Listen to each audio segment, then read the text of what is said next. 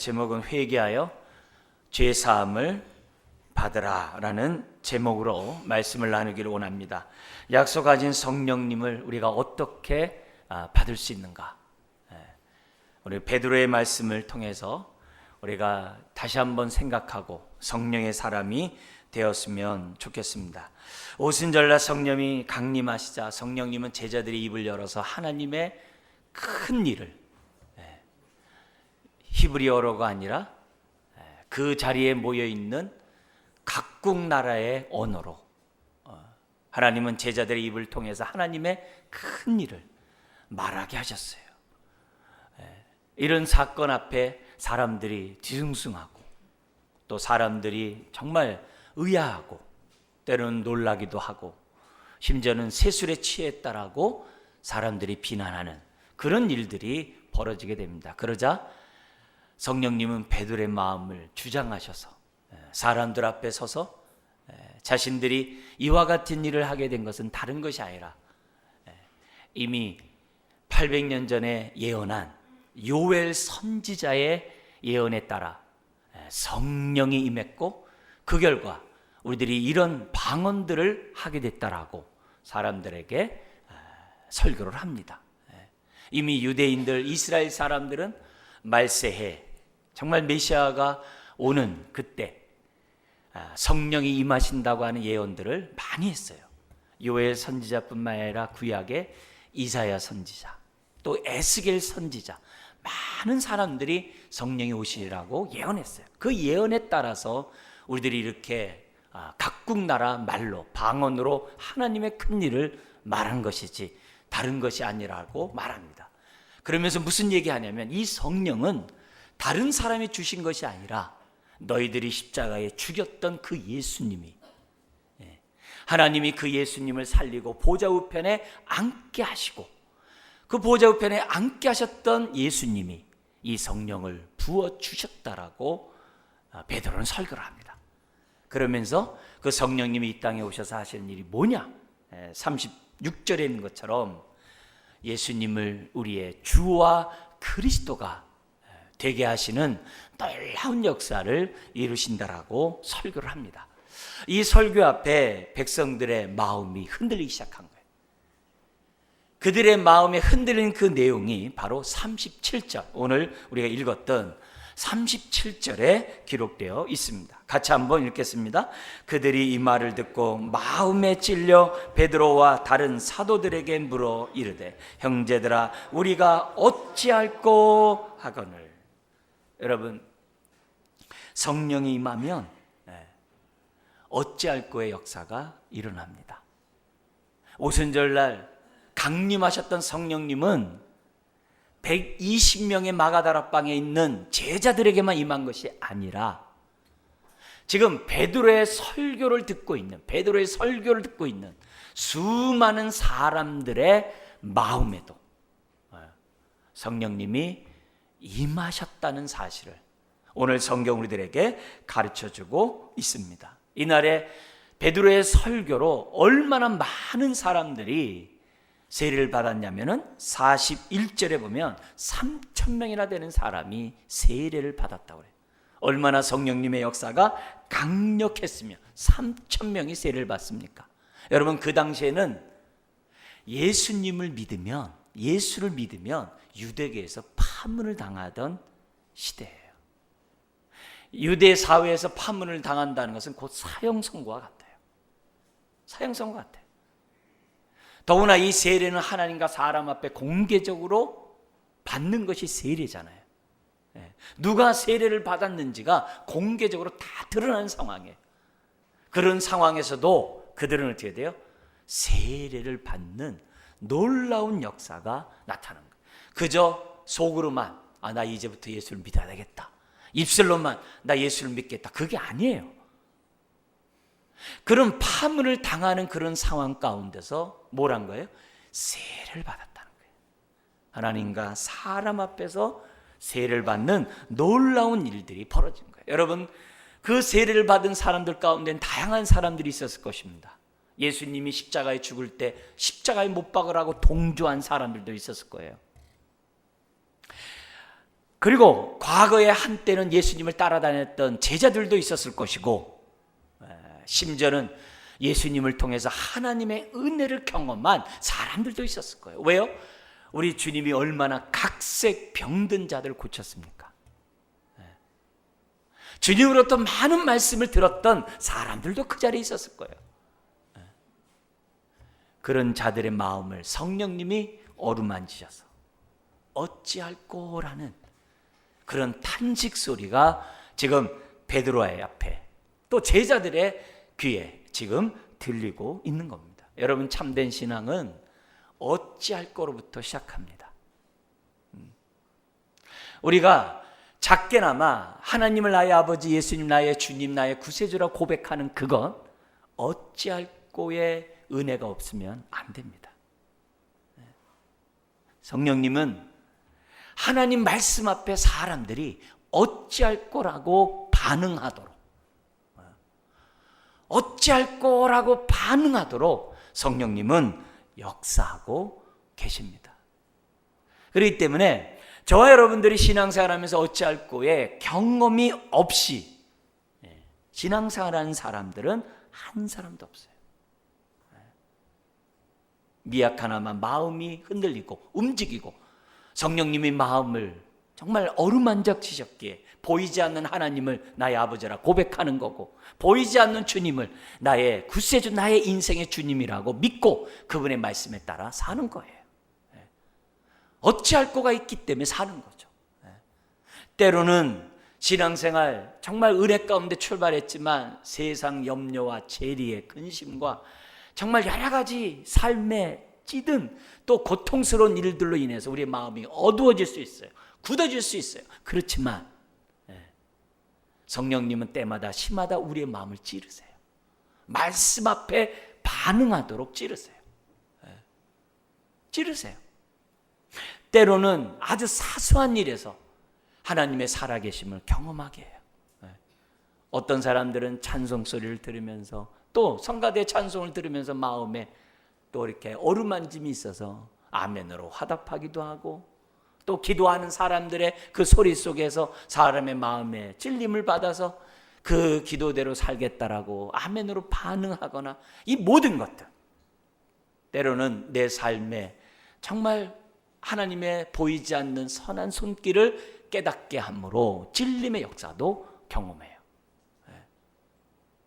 성령님의 찔림이 없이 신앙생활할 수 있는 사람들은 아무도 없어요. 여러분, 신앙생활은 잘 듣는 데서부터 시작해요.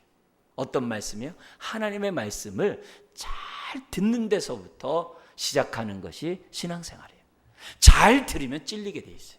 잘 들리면 내 모습을, 나의 실체를 말씀에 비춰서 비춰보게 돼 있어요.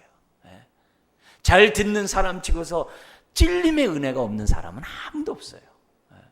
아무도 없어요. 그렇기 때문에 말씀을 대할 때마다 기도하는 거죠.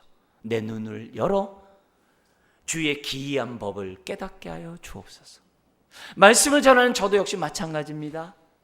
성령님에 의해서 말씀을 전하게 해 주옵소서.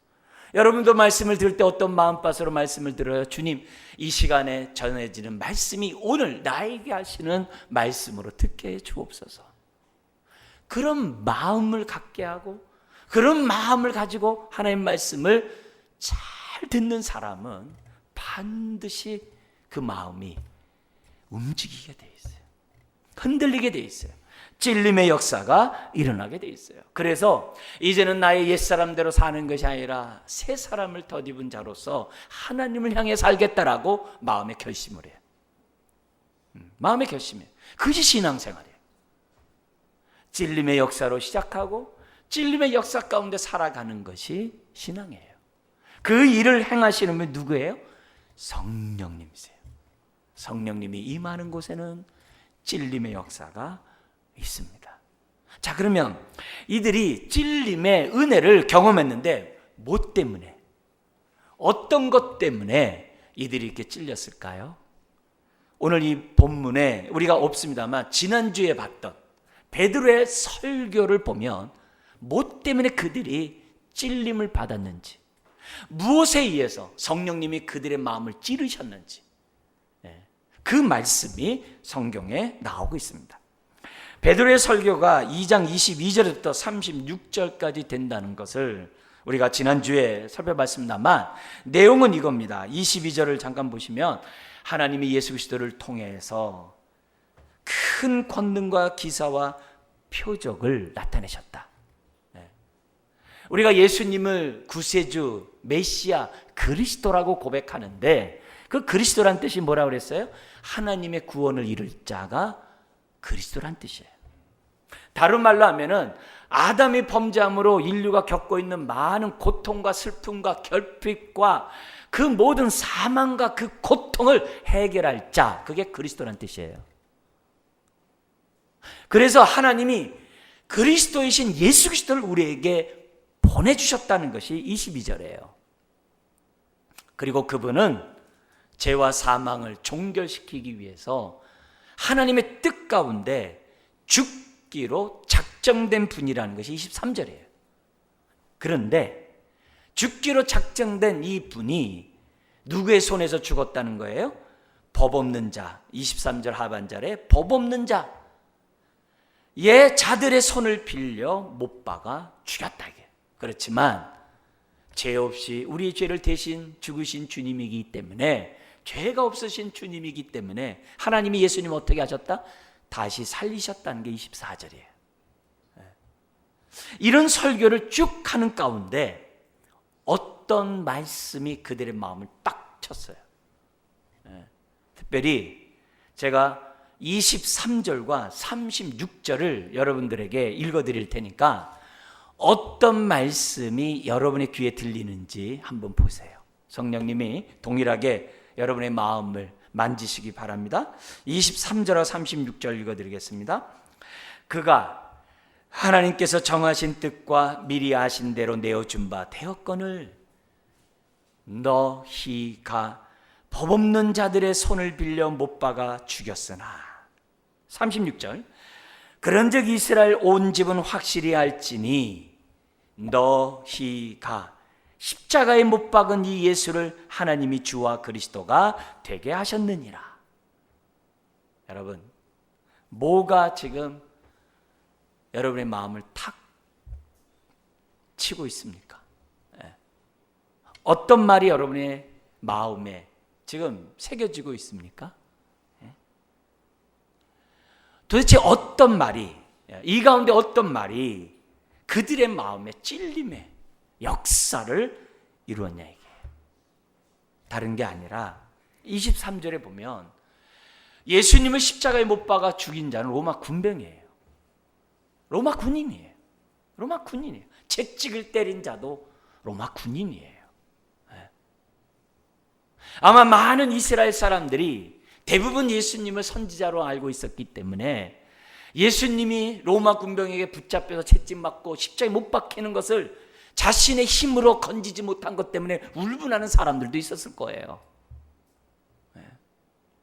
우리가 힘이 있었으면 예수님을 죽지 않게 내버려 두지는 않을 텐데, 여러 가지 있을 수 있겠어요. 그들의 머릿속에서는 예수님이 로마의 군인에 의해서 죽었다라고, 로마의 정권에 의해 죽었다라고, 또 그 중에는 대제사장을 비롯한 종교 지도자들과 결탁해서 예수님을, 하나님 보낸 선지자 예수님을 죽였다라고 울분을 토하는 사람들도 있었을 거예요. 그런데 베드로의 설교는 그게 아니라는 거예요.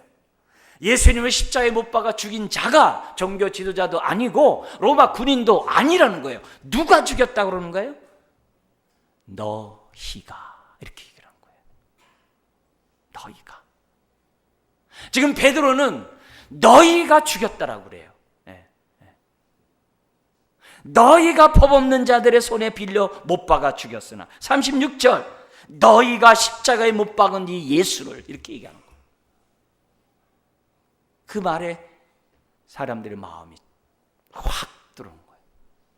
찔림의 역사가 나타나는 거예요. 다른 사람이 아니라 너라는 거예요. 찔림의 역사라는 것은 바로 이런 역사를 말하는 거예요. 이 말씀을 들으면 누가 들으면 좋겠다. 이 말씀이 누가 들으면 저거 할 텐데. 이 말씀 듣고 누가 회개했으면 좋겠다. 그게 얘기하는 게 아니에요. 찔림의 역사는 무엇보다도 오늘 여기서 얘기한 것처럼 예수님의 십자가에 죽은 그것은 나를 위하여 십자가에 대신 못 박혔다는 차원뿐만이 아니라, 그것뿐만이 아니라 하나 더 넘겨서 내가 못 박아 죽였다는 거예요. 내가 못 박았다는 거예요. 나의 죄를 위하여 죽었다고만 강조하다 보면은 하나님의 사랑을 편협되게 오해를 해요. 십자가를 생각하면서 나를 위해 피 흘려 죽게 하신 하나님의 사랑 참 놀랍다, 감사하다. 예, 맞아요. 하나님의 그 큰 사랑 때문에 예수님이 대신 죽었죠. 거기에 대해서 이의를 제기할 사람 아무도 없죠. 그것만 해도 우리는 은혜가 돼요. 감사가 돼요. 근데 거기 그 하나님의 사랑을 온전히, 그 사랑을 깨달으려면 어떻게 되느냐? 십자가에 못 박은 자가 누구라고요? 바로 나라는 거예요. 그것을 깨달아야 하나님의 사랑을 온전히 깨닫는 거예요. 그건 깨닫지 못하고 하나님의 사랑 때문에 내 죄를 위해 대신 예수님이 죽었다, 그 대신 죽게 하신 그 사랑 놀랍다, 그 차원에서만 끝나면은 동전의 한 면만 보는 거예요. 내가 못 박았는데, 내가 못 박았는데. 여러분, 우리가 하나님의 사랑을 깨달으려면은 온전히 깨달을 수 있도록 하나님 앞에 우리 마음을 드려야 돼요. 주님 말씀을 들을 때마다 성령님이 내 마음을 만져주시고서, 다른 말로 하면 감화감동하셔서 주님 찔림의 은혜를 주셔서 온전히 깨닫게 해주십시오. 하나님의 사랑 온전히 깨닫게 하여 주옵소서. 우리가 너무 감성적인 측면에서 사랑을 갖다가 감성적으로만 우리가 해석을 해가지고 우리가 하나님 앞에 위로받고 하나님 앞에 힘없고 하나님 앞에서 회복되고, 내가 하나님 그 사랑 참 놀라워, 그것도 너무 귀하죠. 그렇지만 십자가에 못 박아 죽인 자가 바로 나라는 사실을 깨닫지 않으면 그 사랑을 온전히 깨달을 수가 없어요. 우리의 신앙이 생각대로 안 되고 뜻대로 안 되고 마음 먹은 대로 안 되는 이유들이 바로 이 부분에서 확실하지 않기 때문에 그래요. 우리가 예수님을 믿고 신앙생활하면서 내가 옛사람을 벗어버리고 새 사람을 덧입겠다, 이제는 내가 사는 것이 아니라 내 속에 있는 그리스도가 살게 하겠다 아무리 외쳐도 성령님의 역사가 강건하게 나타나지 않는, 부분적으로 나타난 이유 중에 하나가 다른 게 아니에요. 내가 못 박았다라고 하는 이 분명한 깨달음이 나에게 부족하기 때문에, 때로는 없기 때문에 우리의 신앙이 어떻게 돼요? 때로는 모래 위에 집을 지은 집처럼 우리의 신앙이 세워질 수 있다는 거예요. 그래서 어느 한순간에 어려운 일 만나면 훅 날아가는 거예요. 어느 한순간에 힘든 일 있으면 하나님 살아계실까라고 그냥 의심해버리는 거예요. 조금이라도 어려운 일 만나고 힘든 일 만났을 때 어려우면 어려울수록 성령의 찔림을 받은 사람은 더 십자가 잡게 돼 있어요. 고통스러운 십자가를 더 잡게 돼 있어요. 놔버리질 않아요. 왜 놔버리고 왜 신앙생활하면서 자꾸 우리들이 어떻게 보면 뜬구름 잡는 그런 것처럼 신앙생활하는 이유들이 다른 게 어딨냐? 다른 게 아니에요. 이 부분, 하나님의 사랑을 깨닫되 정말 오늘 베드로가 정말 성령님이 베드로의 입을 통해서 전하는 너희가 못 박은 예수 그리스도, 그 말씀 앞에 우리 안에 부딪힘이 없으니까 내가 못 박았다는 거죠. 오늘 내가 신앙생활하면서 하나님 앞에 회개를 합니다. 하나님 앞에서 잘못 산 것에 대해서 회개를 해요. 회개를 하는데 회개를 할 때마다 우리는 뭘 보면서 회개를 해야 되느냐? 십자가에 못 박힌 그 못을 바라보면서 회개를 해야 돼요. 그리고 주님은 부활했지만 내 죄는 거기에 못 박혔다는 것을 볼 수 있는 눈이 있어야 돼요. 그래야 우리의 신앙이 흔들리거나 이렇게 불안하거나 연약하거나 그렇지 않다고. 오늘 우리들이 이 베드로를 통해서 주는 이런 메시지 속에서 우리가 다시 한번 십자가 앞에 우리가 좀 이렇게 정말 우리 모습을 솔직하게 정말 이렇게 내어드리고 정말 성령의 주시는 은혜 가운데 눈이 열려서 십자가에 못 박힌 주님을 바라보되 그 못을 박은 자가 나라는 사실을 확실히 깨닫는 하나님의 사랑이 있기를 주의 이름 축원합니다. 신앙은 거기서부터 출발하는 거예요. 거기서부터 우리들의 믿음들이 세워진 거예요. 그것뿐만이 아닙니다. 너희가 죽였다는 그런 것뿐만이 아니라 더 나가서 물론 이제 덧붙여지는 겁니다만 예수님이 단지 그냥 살아나신 것이 아니라 부활의 목도자들이잖아요. 다 제자들은 살아난 것만이 아니라 그분이 보좌 우편에 앉았다는 사실이에요. 다윗이 오래전에 예언한 것처럼 시편 110편 1절에 예언한 것처럼 하나님이 메시아를 다시 살리실 뿐만 아니라 보좌 우편에 앉게 하겠다는 그 예언이 지금 뭐예요? 성취됐다는 거예요. 그 성취됐던 증거가 뭐라는 거예요? 성령이 우리에게 임했다는 거예요. 보좌 우편에 앉으신 그 예수님께서 거기 33절에 약속하신 성령을 아버지께 받아서 너희가 보고 듣는 이것을 뭐 했다고요? 부어주셨느니라. 여러분, 그런데 그 사람들은 성령 받은 것에 대해서 세술에 취했다라고 비난하지를 않나? 정말 하나님 보좌 우편에 앉게 하셨던 그 예수님을 자신들한테 환영하는 것이 아니라 배척하고 아주 모욕하고 심지어 어떤 자들은 침뱉고 이런 자신들의 모습, 예수님에 대한 실상을 모르는 그 모습 앞에 더구나 그분이 36절처럼 주와 그리스도가 되게 하셨는데 그분에 대해서 무식하고 메시아를 기다렸지만 참된 메시아가 왔어도 깨닫지 못하는 자신들의 그 어두운 그런 내면들, 이런 복합적인 모습들이 그들의 마음을 흔들어 놓은 거예요.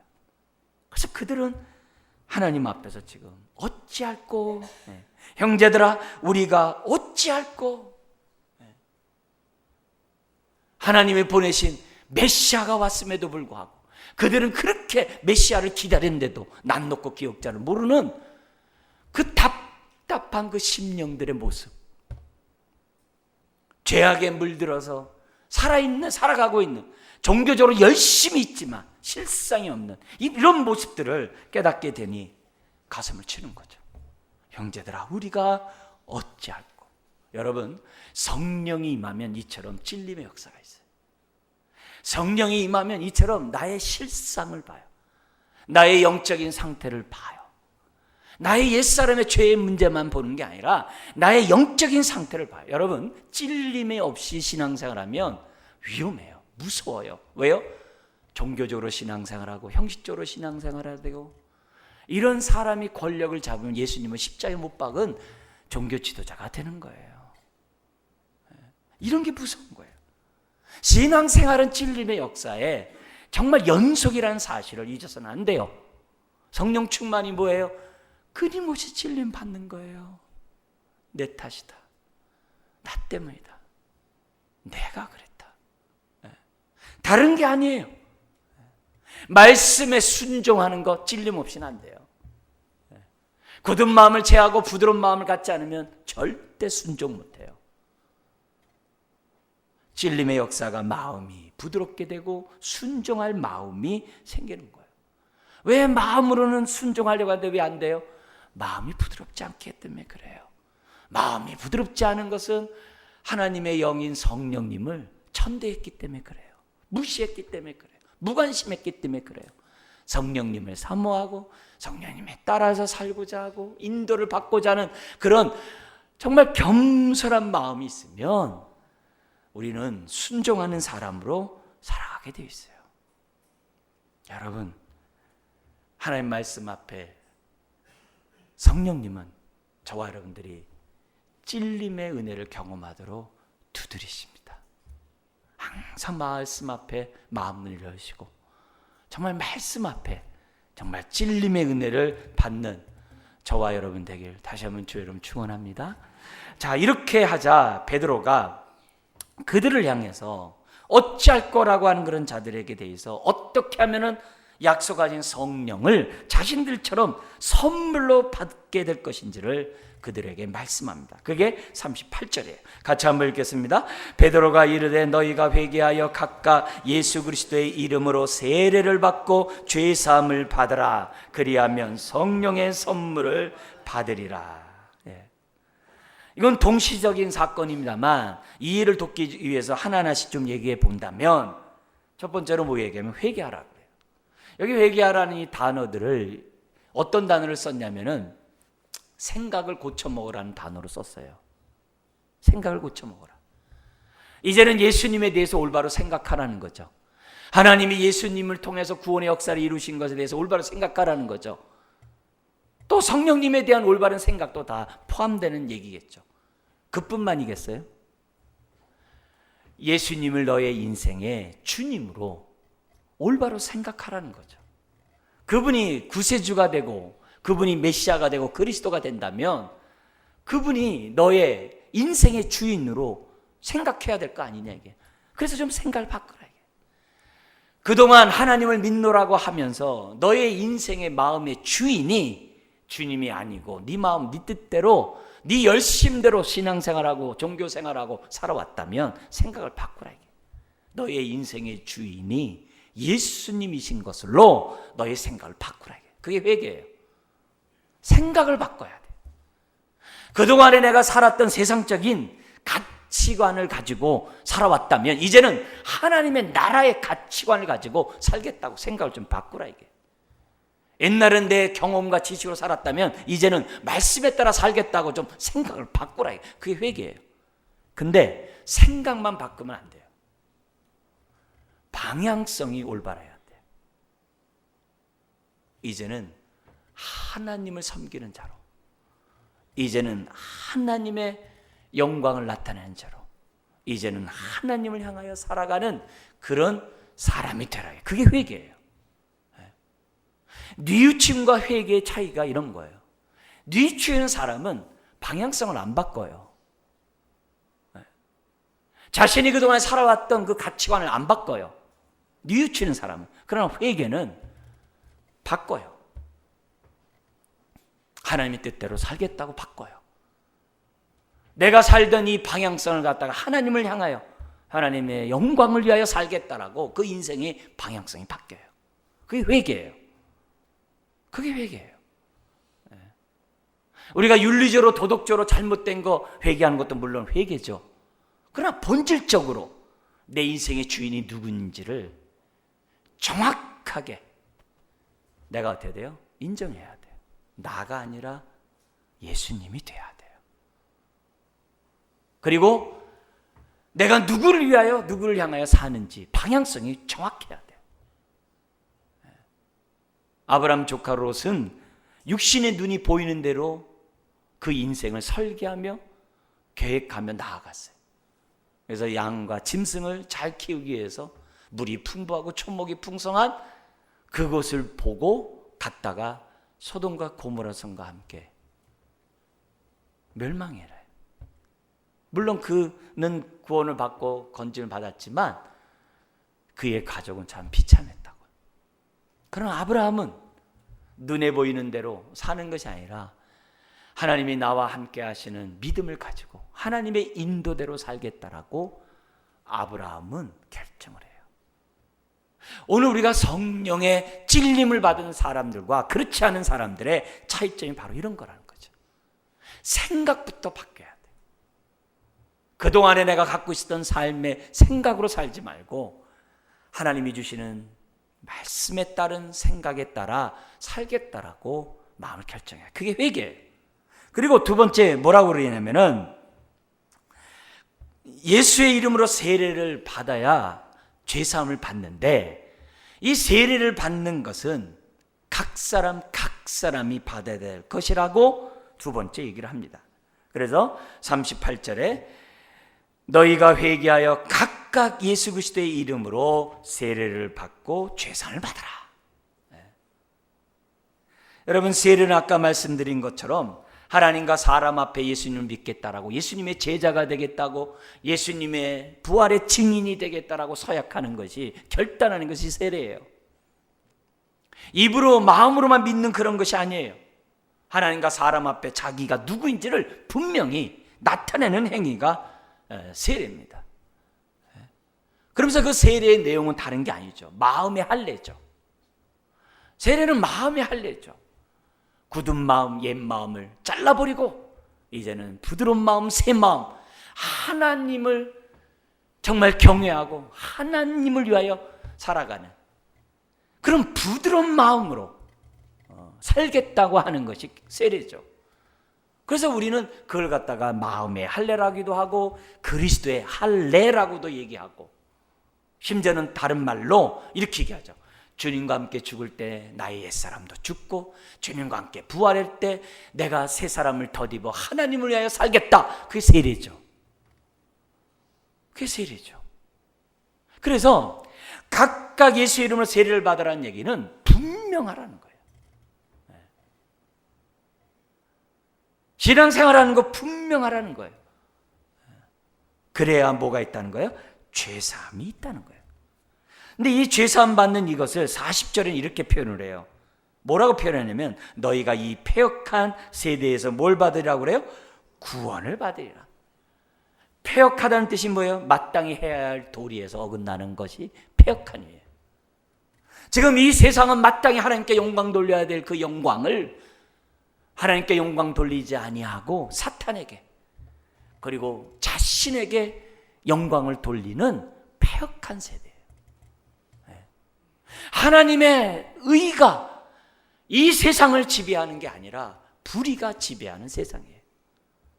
이 세상은 점점 더 타락하고 점점 더 어두워가고 점점 더 하나님을 반역하고 점점 더 믿는 사람들을 핍박할 겁니다. 이 세상이 아무리 화려하고 아무리 과학이 발달해가지고 살기 좋은 세상이 되어도 그건 육체의 편안함이지 영혼의 평안함은 아니에요. 오히려 육체의 편안함이 영혼을 더 더럽힐 수 있어요. 마음을 굳어버리게 할 수 있어요. 죄사함의 은혜가 없이는 패역한 세대에서 우리는 하나님의 은혜를 덧입을 수가 없어요. 죄사함이 없는 가운데 성공해 보세요. 그 사람 더 하나님을 안 섬깁니다. 죄사함이 없는 가운데서 하는 대로 잘 돼 보세요. 하나님 높이지 않습니다. 자기 능력대로 살아가죠. 패역한 세대는 하나님을 보지 못하게 합니다. 하나님을 지워버립니다. 우리는 그런 세상 속에 우리는 살아가고 있어요. 학교에서 진화론을 가르치지 창조론은 안 가르칩니다. 어려서부터 진화론을 배워요. 하나님을 지워버리는 거예요. 이 세대가 지금 우리가 살고 있는 세대예요. 근데 이 세대에서 우리는 뭘 받아야 돼요? 구원을 받아야 돼요. 그게 죄사함을 받는 은혜예요. 그래야 이 땅에 살아가서 우리가 어떻게 돼요? 아브라함 조카 롯처럼 육신의 눈이 보이는 대로 살아가지 않는 거예요. 믿음의 눈을 가지고 하나님 뜻대로 우리가 살아가야 되는 거예요. 여러분, 이 세상이 아무리 살기 좋아도 이 세상은 어떤 세상이라고요? 패역한 세상이에요. 패역한 세상. 우리가 왜 한 영혼이라도 빼 전도해야 됩니까? 패역한 세상을 늦추자는 거예요. 왜요? 내 자손들이 하나님을 경외할 수 있기 때문에. 그래야 내 자손들이 나처럼 하나님을 섬길 수 있으니까. 여러분, 이대로 가면은 우리 자손들이 하나님을 믿을 수 있는 그런 기회는 더 박탈되는 거예요. 우리 어린 자녀들이 하나님을 경외할 수 있는 그 시간들이 점점 더 없어지는 거예요. 사라지는 거예요. 왜요? 그만큼 죄악이 관영해지거든요. 노아의 홍수 시대처럼 지금 어두워지고 있거든요. 이런 세대 속에서 우리가 성령의 찔림을 받지 않으면 우리 가정은 소망이 없거든요. 우리 자녀들은 소망이 없거든요. 우리 자녀들이 어떻게 될지 우리가 할 길이 없어요. 내가 찔림의 은혜를 받아야 내 자녀가 은혜를 받을 수 있는 기회가 있는 거죠. 내가 하나님을 올바로 섬겨야 내 자녀가 하나님을 섬길 수 있는 기회가 주어지는 거죠. 근데 내가 찔림의 은혜도 받지 않고 내가 그냥 종교적으로 형식적으로 신앙생활하면 내 자손이 어디서 살아계신 하나님을 만나겠어요? 없죠. 그런 의미에서 오늘 저와 여러분들은 세례는 남이 받는 게 아니에요. 내가 받아야 돼요. 부드러운 마음을 갖는 건 남이 받는 게 아니에요. 내 배우자가 받는 것도 아니에요. 내가 받아야 돼요. 내 부모가 받는 것도 아니에요. 내가 받아야 돼요. 내가 받고 하나님 앞에 결단해야 돼요. 주님, 내가 옛사람대로, 옛 생활대로, 옛날 사고방식대로, 세상의 가치관대로 안 살겠습니다. 저는 하나님 나라의 가치관을 가지고 저는 주님이 가신 그 길 살아가겠습니다. 그것이 하나님 나라를 경험하는 하늘의 위로와 하늘의 축복을 받는 길임을 믿습니다. 세상이 뭐라고 해도 내 안에 하나님의 의가, 하나님의 평강이, 하나님의 기쁨이 있는 그런 삶을 살겠습니다. 우리는 어찌하든지 간에 열심을 내서 우리 아이들이 믿음 생활 잘 할 수 있도록 어둠을 막아서는 자가 되어야 돼요. 우리 자녀들이 믿음을 가질 수 있도록 막아서는 자가 되어야 돼요. 여러분, 점점 이제는 바깥의 사람을 향해 예수 믿으라고 외치기 어려운 시대예요. 그렇지만 우리가 깨어있으면 우리 자손들은 우리와 같은 동일한 신앙을 가지고 그들이 어떻게 돼요? 우리의 경건한 믿음의 가문들을 세워갈 수 있어요. 오늘 그 책임이 오늘 저와 여러분들에게 있는 거예요. 바깥에 다른 사람에게 내 자녀를 맡길 수가 없어요. 이제는 우선 우리 자녀들을 지키고, 그리고 뭐요? 다른 사람들의 가정을 지켜나가는 저와 여러분들이 되어야만 해야 돼요. 마음의 할례가 바로 세례죠. 이것을 각각 받으셔야 돼요. 그래야 죄사함이 있고 패역한 세대에서 구원을 받고 하나님 나라의 백성이 되는 거예요. 그러면 세 번째 어떤 일이 벌어져요? 성령을 선물로 받는다는 거예요. 성령. 동시다발적이라고 했어요. 이 선물은 단수로 되어 있어요. 그래서 성령 그 자체를 받는 거예요. 성령의 선물을 받는 게 아니에요. 그냥 성령 그 자체를 받는 거예요. 여러분, 성령이 들어오시면 은사도 들어오고 능력도 들어오고 하늘나라가 들어오는 거예요. 성령이 들어오면 다 들어오는 거예요. 그 은혜를 받는다는 거예요. 다른 게 아니라는 거예요. 우리가 회개하고 각각 예수 그리스도의 이름으로 세례를 받고 죄사함 받으면 성령이 오는 거예요. 이런 의미에서 보면 예수님이 왜 십자가에서 우리의 죄를 대신 짊어지셔야만 하는가? 이유가 딱 나오죠. 우리 안에 영원토록 거하시기 위해서 예수님이 우리의 죄를 씻으신 거예요. 왜요? 성령님은 거룩한 영이시잖아요. 거룩한 하나님이 우리 안에 들어오려면 더러우면 안 되잖아요. 우리 안에 새 마음이 있어야 거룩한 성령님이 우리 안에 오시죠. 우리 안에 성전 삼고 계시는 거죠. 그러니까 예수님이 십자가에 죽는 그 사건도 결국 뭐예요? 우리와 영원토록 함께 하시고자 하는 하나님의 뜻이 있기 때문에 그런 거죠. 그래서 고린도전서 12장 13절에 유대인이나 헬라인이나 종이나 자유자나 누구든지 예수 그리스도를 믿고 죄 사함을 받으면 다 한 성령으로 세례를 받았고 다 한 성령을 마셨다 그래요. 믿는 사람 치고 성령의 기름 부음을 받지 않은 사람이 아무도 없다 이 말이죠. 그래서 우리가 하나님을 아버지라 예수님을 주라고 고백하는 거죠. 그리고 우리는 기도하는 거죠. 성령에 사로잡히기를. 그걸 우리는 성령의 충만함이라고 얘기를 해요. 성령님 저를 주장해 주세요. 성령님 저를 이끌어 주옵소서. 그래서 내 안에 하나님 나라가 임하게 하시고 나를 통해서 오늘도 생명의 역사가, 여기 나오는 성령의 역사가 나타나게 하여 주옵소서. 지금 이 놀라운 설교가 누구의 입을 통해 이루어지고 있어요? 베드로를 통해서 이루어지고 있어요. 그런데 성령님이 우리 안에 들어오신 이유가 뭐예요? 내가 너를 증인 삼겠다는 거예요. 베드로를 통해 생명의 역사가 나타나듯이 오늘 저와 여러분들을 통해 하나님의 구원의 역사가, 생명의 역사가 나타난다라고 지금 우리들에게 말씀하고 있다는 거예요. 그래서 하나님은 우리를 통해 어떤 일이 벌어지기 원해요? 저와 여러분들과 같은 사람이 예수는 나의 주님, 나의 그리스도라고 고백하는 일들이 이루어지기 원하는 거예요. 그 증거가 39절이에요. 같이 한번 읽어볼까요?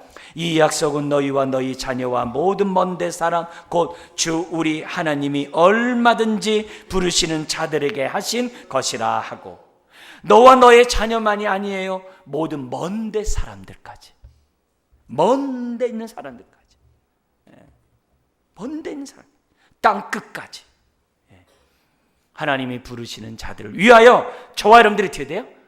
베드로같이 쓰임을 받아야만 한다는 거죠.